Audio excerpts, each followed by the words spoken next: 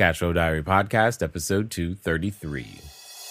Welcome to yet another exciting episode of the CashFlow Diary Podcast, the podcast that teaches you insider tips, tactics, and strategies for creating leverage streams of cash flow into your life. Learn from top-performing entrepreneurs, business owners, investors, and thought leaders from across the globe as they share their secrets to success. Like what you learn on this and other CashFlow Diary podcast episodes? Go to learninvestingnow.com and sign up to receive powerful tips and information that will help you succeed as an entrepreneur and investor. Now, here's your host, investor, entrepreneur, business owner, educator, speaker, author, and master facilitator of Robert Kiyosaki's cash flow game, Jay Massey.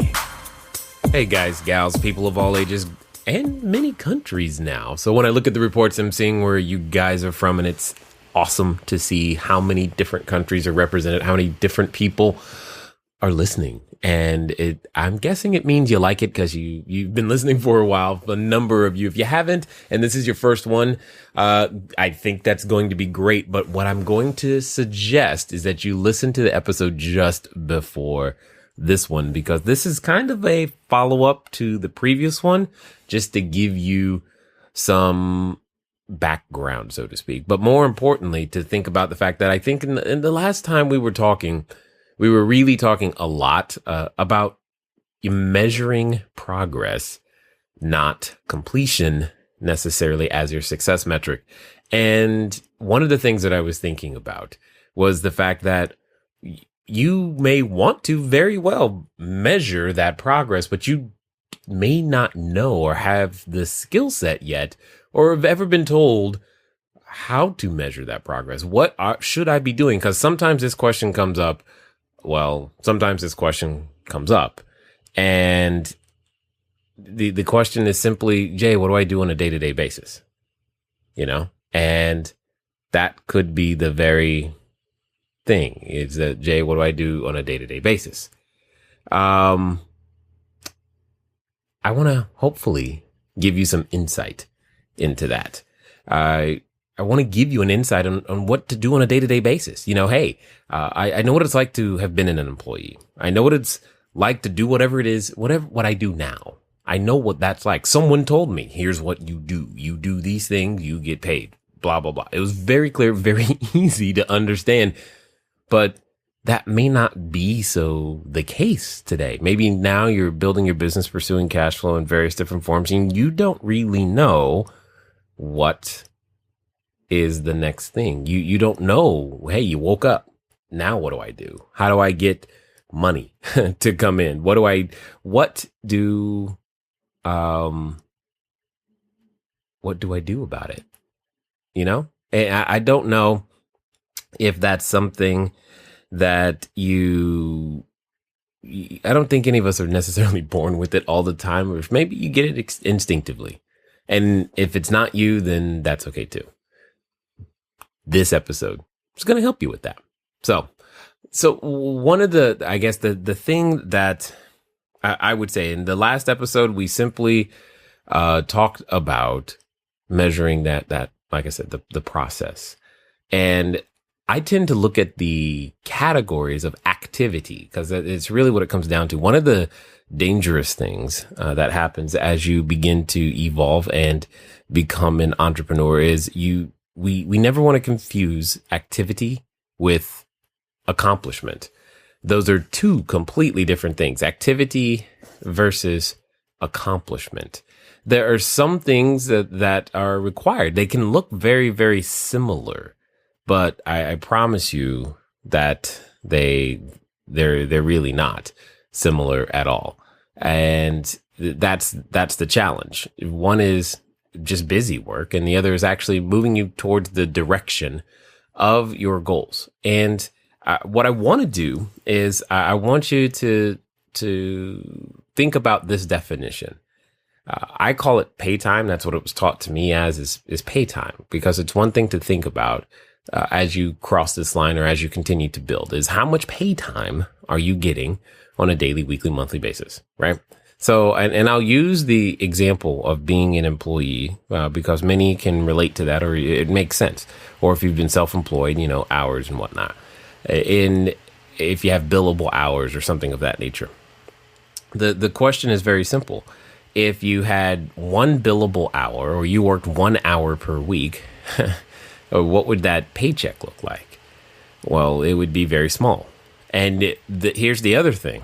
You wouldn't expect the paycheck to be big either, right?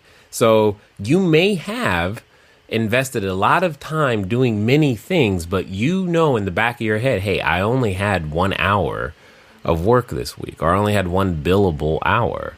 Well, that's going to quickly and clearly help you understand that your quote unquote paycheck isn't going to be, that large.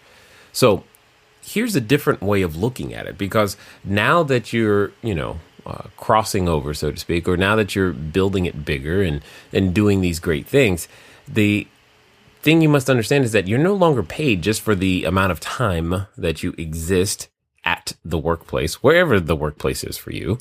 And, that being one of the freedoms that we get to enjoy is our workplace can be very different places. So that being one of the things, that being said, what it comes down to is understanding that pay time for you, for myself, or for many other entrepreneurs is actually it's time spent on the phone or in front of a prospect or customer. That's it. That's really when you're in the right mode of pay time. That's like the most direct route to getting paid is time spent on the phone or in front of a prospect or a customer. So to be clear, this does not mean like picking up your dry cleaning. This does not mean where you are preparing to go somewhere. I'm not saying the dry cleaning or hanging out with kids and going to a soccer game, or I'm not saying those things aren't important. Arranging your office, that's the popular one, right? You have the phone on one side of the desk and you put it on the other side of the desk, or you're tidying up the business cards that you're moving them all around and shuffling them papers. Okay, that's wonderful. I'm not saying some of those things aren't necessary, and it's even harder as a real estate entrepreneur because you're thinking, well, I need to analyze deals. Oh, I'm not saying you don't. You do. I need to do due diligence. I'm not saying you don't. You do, but that's not time spent on the phone or in front of a prospect or a customer. That's where the highest and best use of your time and activities that help you to do that and support you in that are typically what's going to, at the end of the day, put money in your pocket. So what I'm going to do is I'm going to give you a framework or a structure, if you will, that I believe will assist you in making these things happen. It's one of the success triangles, as I was taught them, and it's the GPT, or goal, plan, and track. You got to have a goal, you got to have a plan, and you got to track it. I told you in the previous episode, hey, you've got to measure your progress. Well, sometimes we don't know how to measure our progress, and to make sure that you don't measure the wrong things, I'm going to give you some ideas of what you can indeed measure to make all of this work. So, what does that mean? 3 categories of things to measure. It's personal development, promotion, and communication. I'll say that again. It's personal development, promotion, and communication. These are 3 very, very important areas to measure this entire time as you continually grow. Now, the interesting thing is, in my opinion, one of the most important is the personal development one. If you neglect this one, this is actually one of the most important, but it's often the most neglected because people just want to get straight to work, so to speak. And I've written an article before. I've said it before. You will never out-earn your personal growth. You must learn to grow personally. At the beginning, it could be just learning to talk to people. And that that's fine. That's part of your process. That's what you might have to go or grow through in order to get to that signed contract or that closed escrow. And there's nothing wrong with that. That's just part of the process. If you're willing to let yourself grow and grow through the process and see it that way. So personal development actions. What does that mean? Well, for me, there's really only two things. It's one, you've heard me say it before, clarity leads to power, and it's the power to decide and act, period. And therefore, we should have a goal. That means you should spend and invest some time reviewing them. This is something that is actually beneficial for you on a daily basis. You probably have figured this out already. However, it helps to have that internal inspiration at your ready when you are faced with the challenges. And we all have learned, and you've been around enough to know that the biggest competitor that you must face is the person staring you back every time you look in the mirror. But learning how to deal with that person staring you back and making sure that your goals are bigger than the obstacles. Again, reference the episode, just before this one.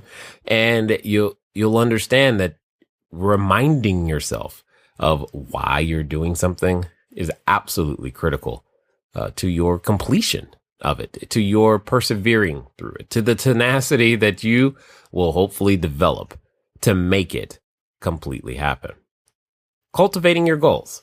This is something, in my opinion, that is absolutely critical.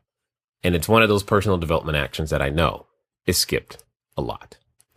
One of those things, when it comes to, cultivating your goals, another personal development action would be self-training. What does that mean? That in this case, we're talking actual skills, maybe some of that skill is, sales. Maybe it's marketing. Maybe it's just learning how to speak. Maybe it's learning about how to schedule your own calendar and time block. Maybe it's about negotiations. Maybe it's just learning how to be silent. That's a good skill too, right? There are many, many skills.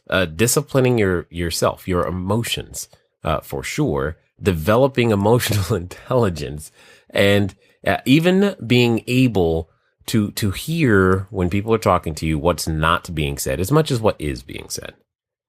Hopefully, those things come across very, very clearly. Self-training is huge. The cool thing is it's easy to score points in these categories and make sure that you are cultivating your goals and self-training. I mean, you may not think of it as self-training, but you can train yourself just to be grateful. In fact, one of the things that I do, a friend of mine, and some of you may know his name, John Asaraf, gave me a coin that I know he carries them himself, and he gave me one. It's a gratitude coin, quite simply. And every time I touch it, the whole idea that nothing else is just to think of something that you're grateful for. It's one of many mechanisms that helps me to maintain an air of gratitude. I'll give you a few more in this personal development category. Obviously, there's a time for actually defining what it is that you want to achieve. And when you're thinking about cultivating your goals, it doesn't even have to be large and looming. Just give yourself a goal for today, period. This is what I am going to get done today, right? This is who I'm going to be and show up as today. And just go after that, whatever that might be. Another quick exercise is to simply, and I like this one a lot, it can become a success journal or gratitude journal, depending on how you look at it. And all you got to do is finish the sentence, right? And it makes it very, very easy. Today, 5 reasons I am successful are. That's the question. And then you write down 5 reasons. What are 5 reasons that today you are successful? And it sounds silly, but if this is a practice you ever so would choose to adopt, just try me out for a week. Try me out for a week, right? Once a day, think of 5 things that today you will allow yourself to consider yourself successful for. And they can be anything. You get to define the rules, but you're training yourself in various different ways. Obviously, and let me give you a couple examples just in case it's not as obvious. It could be simple as, I remembered to hug my kids. I kissed my spouse on the way out the door. I said thank you to the guy that cut me off. And then I was nicer to my Starbucks barista. I don't know. It could be, I actually closed the deal. Okay, awesome. I wrote 5 offers. Awesome. Whatever it takes. The point is, you can train yourself on these things. And this is important. The cool thing about self-training is that, there's no shortage of information today. We live in what many know to be the information age. And if you're listening to this is a form of self-training. You're keeping your brain, your mind, and your body, and all in the same conversation. Because you may not realize it, but by staying in the conversation, it propels you more. It puts you in a situation where you're more likely to continue to achieve. You're more likely to notice the opportunity. And so listening to podcasts, reading books, listening to audiobooks, these are all forms of self-training. Going to events, these are forms, seminars, these are webinars. These are all forms of self-training. And the cool thing is you're completely in control of all of those personal development actions. The next one is promotion actions. These are simply just one of the major reasons. And again, the reason, okay, if your business right now is you've not done a deal and you're just trying to get $1,000 or you're in the 4 figures, you've got the same problem for the person who's actually done a deal and is trying to get to the 5 figures. And you've got the same problem the person who's got 5 and trying to get to 6. And you've got the same problem of the person who's got 6 and trying to get to 7, 7 to 8, 8 to 9, 9 to 10. It's really the same in a lot of ways for most of those individuals, especially the 4, 5, 6s, and 7s. It's promotion actions. Not enough people who they don't even know that you're in business. Period. They don't even know that you're in business. You haven't told enough people. And you don't just tell somebody once and go, okay, they know. That doesn't work. You can't, it doesn't work like that. You don't send a direct mail piece once and go, okay, I sent a direct mail piece. How come everyone's not beating down my door? And how come everyone hasn't responded and accepted my offers? It doesn't work like that. You don't send an email once. You don't do flyers one time. We all know what day junk mail comes. Because it comes the same day, every week, and it keeps coming. Well, let me ask you this. Why does it come more than once? Because it works. Period. And who's in business. Now, this is just one form, and again, I'm not necessarily advocating direct mail, because I definitely think it's one of the more expensive ways to go. And, emails and flyers, these all things are it's a promotion action. Again, you got to do something. That's for sure. You can even turn how you leave a voicemail into a promotion action. And you've seen advertisements, obviously, on TV, but you see them in other places now between every website you're on, to Craigslist, to Facebook, to every social media platform. And what about networking events? Do you have what is known as an audio business card? If somebody asked you right now, hey, what do you do? Do you have a programmed response, or at least a response that you've practiced enough so that it can come out of your mouth and help them be interested in what it is that you are doing? I honestly, I don't know. But the ones who are making progress will. And speaking of talking to people, do you even make a phone call? And if so, to whom? And when is the last time? The point I'm trying to say is that promotion action is huge. And learning to make sure that you continually do that is tremendously important. Again, the major reason you're not doing as much business as you'd like is simply because you're not giving enough people enough opportunities to actually do business with you, because they probably don't know that you have something that they want. So promotion actions are huge and ginormous and important. And I've just given you some examples as well. And then it's the communication actions. Now, see, the promotion action isn't necessarily, so I don't want you to think like a coupon per se. I want you to just, it's the, hey, I'm in business, right? Type of message. Not necessarily the, here's the offer and deal I got for you today. You've heard me talk about educate to dominate, right? And that promotion action it's a lot of that education piece. I mean, in today's world, let's say if you're using online technology, do you have a YouTube account that has any sort of video of you explaining anything about your product or service, about what it is you do as a real estate entrepreneur in any way, shape, or form? Do you even have one? Do you have a Facebook page? Do you have an Instagram account? Any of these things, promotion actions. Is there a way that anyone could accuse you? Oh yeah, they're in business. I can find them. I know that this guy has a business and they know what it's about. Is that possible? They may not have, any details on any particular offer, and that's fine, but can they find out that you are actually in business? Then comes the communication actions. These are where the rubber meets the road, so to speak, where you can get a little intense and heated. And if you're an introvert like me, you experience a ton of anxiety from time to time, because this is where you're actually on the phone with a person who has the ability to be your next buyer, seller, or investor. This is where you're sitting down one-on-one, or you're actually doing a presentation to, a group, or maybe a small group or a large group. Maybe you are actually delivering a webinar. Oh my gosh.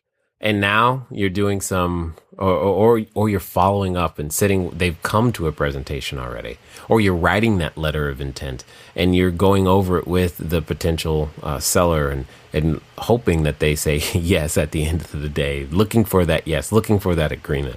You're sitting down with that memorandum of interest or talking with the potential investor.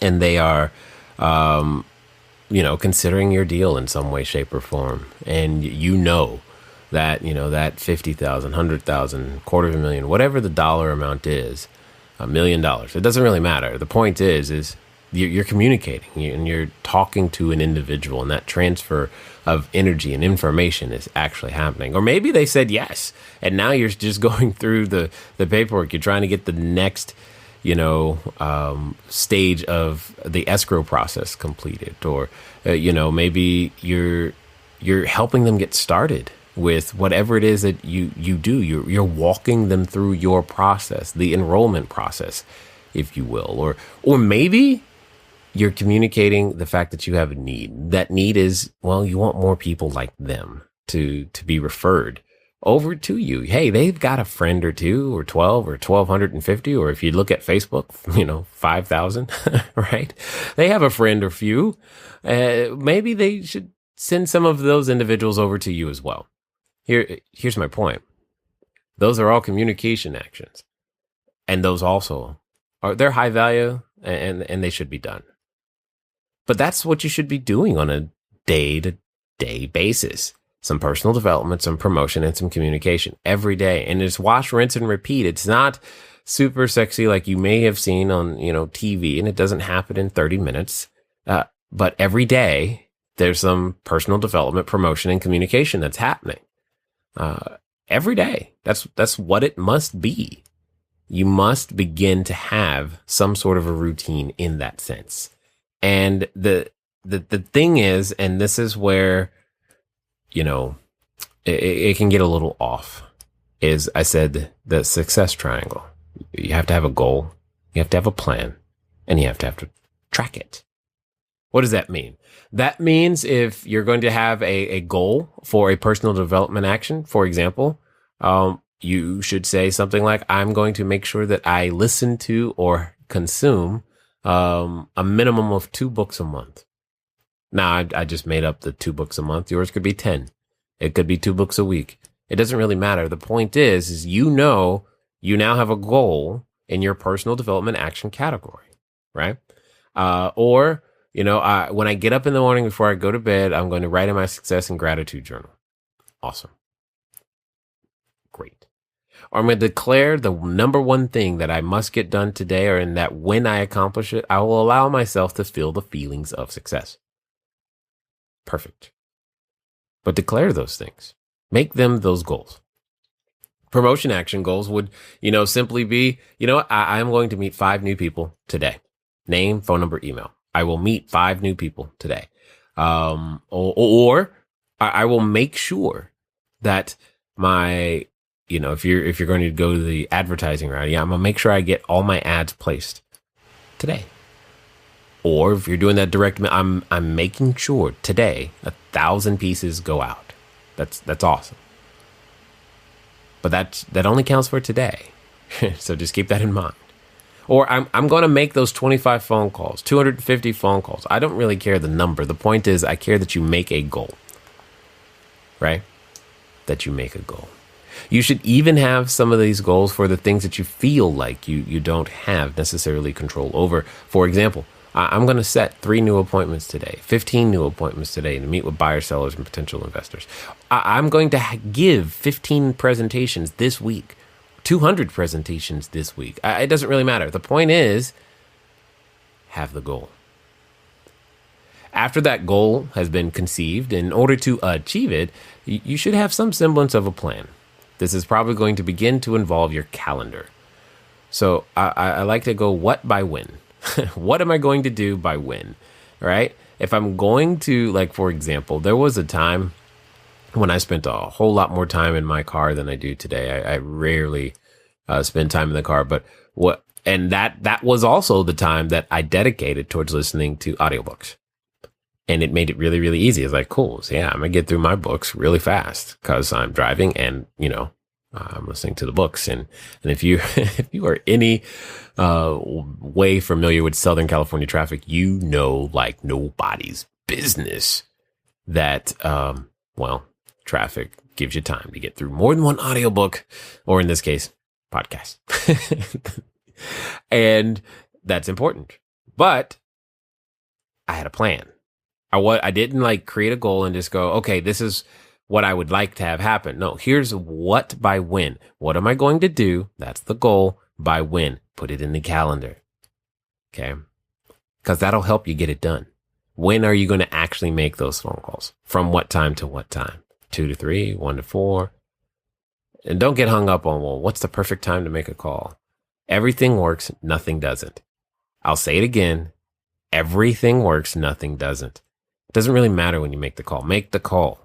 You'll get more out of actually making the call and being consistent at making the calls than worrying and trying to optimize when's the best time to make the calls. Make the call. Okay. And it's important to understand these things. So what by when? You got to have a plan on how and when you're going to do these things. Okay. If you're going to actually write 12 offers this week, 12 offers today, 200 offers this month, whatever the number is, I don't care. If you're going to do it, how many are you going to do per day? Or what days is going to be your offer writing day so that you can do other things other days? And stick to it and do it. That way you have a plan. Then obviously, as I said, probably the most important piece is the actual tracking. You want to just, it doesn't even have to be complicated. A sheet of paper, an Excel sheet, simply fine. Ask yourself every day, take inventory. Did I do my personal development actions today? Did I cultivate my goals? Did I have any self-training? How many hours of self-training? Did I do it? Did I actually do any direct mail, emails, flyers, voicemail drops, advertisements? Did I meet the new people that I said I was going? Did I do it today? How many phone calls did I make? Did I do that? How many people called me back? How many appointments did I set? Did I give any presentations? Did I meet the goal I set for today? And this begins to comprise doing the right things long enough consistently is when you start to track it. You no longer have to wonder, it's not about measuring time. Oh, I was working for 12 hours. Okay, well, if you worked for 12 hours but made 2 phone calls, really, how much time did you really, really, really work? And you will no longer be able to deceive yourself. The other thing that makes this really, really helpful is when you're asking someone more experienced than you for help. And say, for example, you have this tracking sheet of personal development actions, promotion actions, communication actions, etc. Say you have that. And you can show them, look, I've been doing these things, but and I've been sending out, emails and flyers, and I've been going to networking groups, and I've been meeting new people, and I've been building my database, but I'm stuck. And maybe it's you're not setting the appointments, and now they can work with you and say, hey, tell me how you're trying to set an appointment. Let me listen. Let me hear. Or maybe, you're good at setting appointments, but no one's showing up to them. Or you're good at setting the appointments and you're delivering these presentations, but nothing's closing. Well, okay, cool. Then let's talk about, show me a sample presentation. What does that look like? Or maybe you're not even getting that far, and the real issue is you're just not meeting enough people. Your database isn't growing. And that could be the very case, but you don't know it. So instead of taking yet another course or class, what you probably just need to do is go talk to some people. Do what you know you should be doing. And quite honestly, if you're like me, you can get afraid to do it from time to time. I understand. Here's why I wanted to have this conversation with you today. It's because for many places all across the world, this coming week and the week after is going to be a really, really great time to do what I believe is the foundational, most important one on this entire list.